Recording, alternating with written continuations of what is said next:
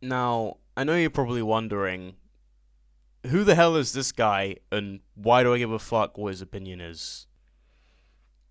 And I just want to say, fair enough. Click off now. It's probably not worth your time. But if you truly appreciate gaming as an art form as well as entertainment like I do, then maybe you'll appreciate what I have to say here. Now, the thing about modern games is that they're becoming less and less art and becoming more and more like soulless products. And video games being the youngest of big entertainment mediums is at a big point on its timeline, where it's the industry's choice to decide whether they want to make games that people will appreciate for years to come, or if they would rather spend millions on CGI trailers and then dump a load of shit on our hard drives at launch. Or even worse, releasing a game before it's finished because of shareholders and impatient fans. Now, I understand that these large companies have quotas to meet, and they have expectations from their shareholders. But what I can argue is that maybe these companies would do better if they were releasing games that were finished and that people weren't upset with at launch. Because needn't I remind you that gamers are the most entitled group of media consumers on the planet. But I do have to express the fact that these companies have a massive responsibility to their audiences. And by big companies, I'm referring to Xbox, who now have a monopoly on the industry, Take-Two Interactive, who own a lot of studios, including 2K and Rockstar Games, who are then parented by Tencent, who own Riot Games, own 40% of Epic Games, and also own 84% of Supercell, Electronic Arts, CDProjektRED, Ubisoft, Nintendo, and Sony Interactive Entertainment. These are the main studios in modern gaming.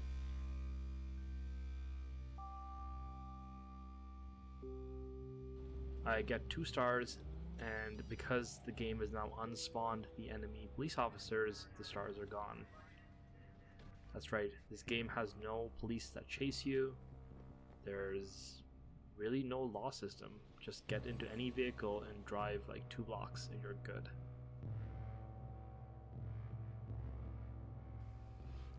Now, you're probably thinking, okay, we've heard this before, Cyberpunk is a mess, it has bugs, it isn't how they said it was going to be. Those aren't the things that I want to speak about today. What I want to speak about is the core open world that CD Projekt Red produced over the 8 years of development inside Cyberpunk 2077. And why, fundamentally, it is probably the most dense, rich, and impressive world that has ever been produced inside a video game to date, and why it's so disappointing.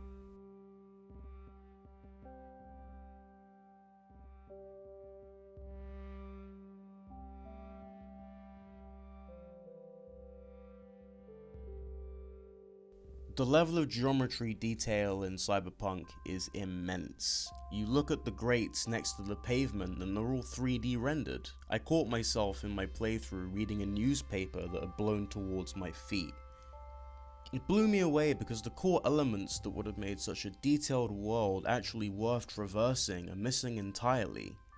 There's little to no reason to take a deeper look into the world itself, and that is what I don't believe CD Projekt Red foresaw.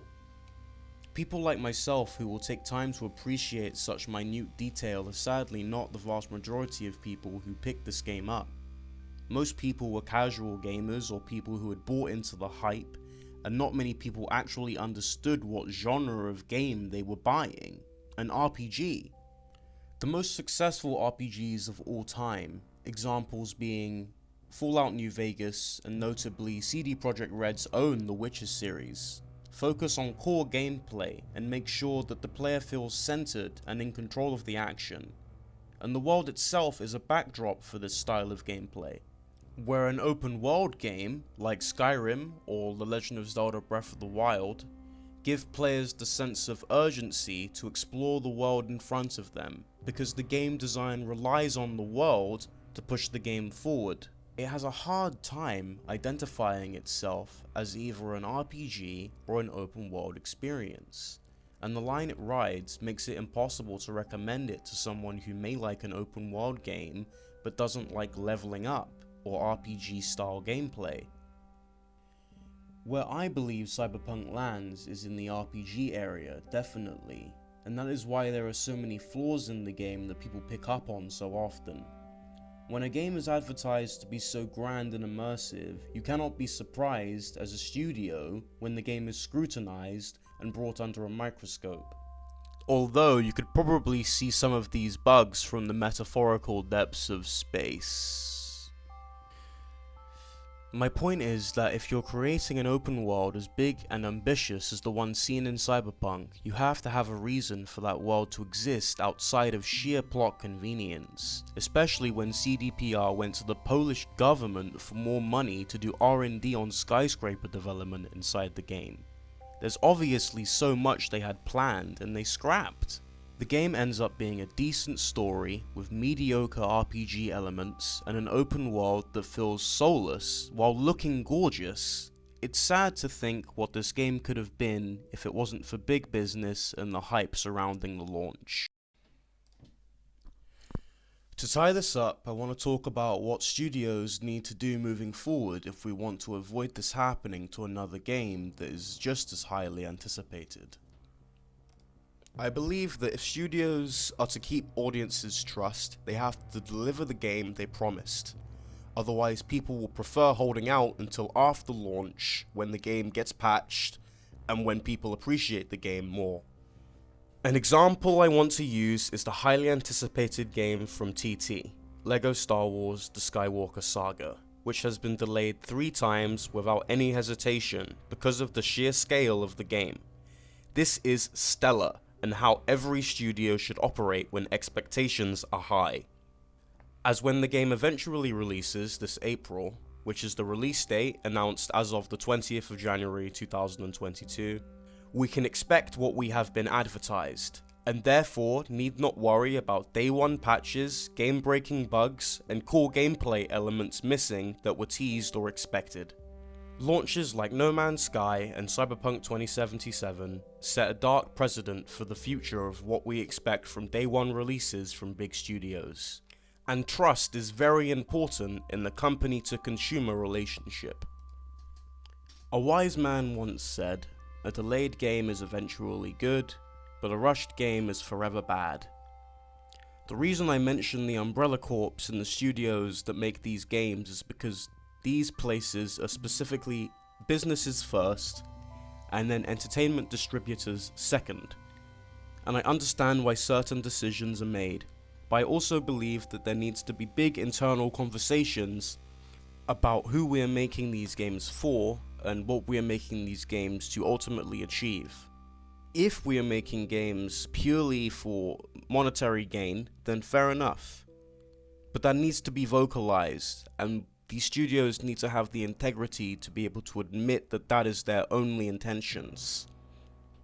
We need to take inspiration as an industry from studios that have the integrity to delay games until they are finished.